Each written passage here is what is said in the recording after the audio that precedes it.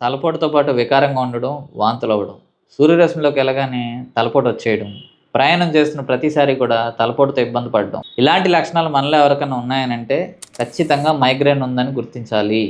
Migraine అనేటప్పటికి చాలామంది పొరపాటు పడేది ఏంటనంటే దీన్నే కదా పార్శ్వనొప్పి అని పిలుస్తాం.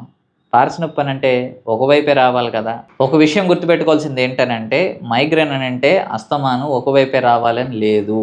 మైగ్రేన్‌లో చాలా రకాలుంటాయి. దాంట్లో ఒక రకానికి మాత్రమే ఒకవైపు మాత్రమే తలపోటు రావడం అనేది లక్షణంగా ఉంటది. మైగ్రేన్ ఉందా లేదా అని తెలుసుకోవడానికి ఏమైనా టెస్ట్‌లు ఉంటాయా అనంటే మైగ్రేన్ తలపోటు అనేది మెదడులో ఉండే నరాలు గాని, రక్తనాళాలు గాని ఓవర్ సెన్సిటివ్‌గా మారడం వల్ల వచ్చే లక్షణాలు. సో, రిపోర్ట్‌లు చేయిపిస్తే అన్నీ నార్మల్ అనే వస్తాయి.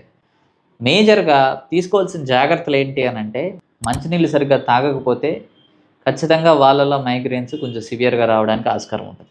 రెండోది ఆహారం. తీసుకునే ఫుడ్‌లో స్వీట్స్ ఎక్కువగా తీసుకుంటున్నా కూడా ఆల్రెడీ మైగ్రేన్ కంప్లెయింట్‌తో ఇబ్బంది పడుతున్న వాళ్ళు ఎవరైనా సరే మైగ్రేన్ అటాక్స్‌కి మరింత ఎక్కువగా గురవ్వడానికి ఆస్కారం ఉంది. మూడోది వచ్చేటప్పటికి నిద్ర.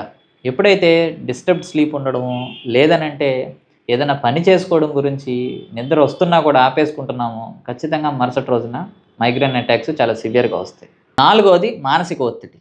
ఈ నాలుగిట్లిని కూడా క్లియర్‌గా బ్యాలెన్స్ చేసుకోగలిగితే ఫస్ట్ ఆఫ్ ఆల్ వచ్చే మైగ్రేన్ సివియర్‌గా రాకుండా ఆగుతుంది. చాలా మందిలో ఉండే అపోహ ఏంటంటే మైగ్రేన్ అన్నది ఒకసారి వస్తే అది ఇంక తగ్గదు.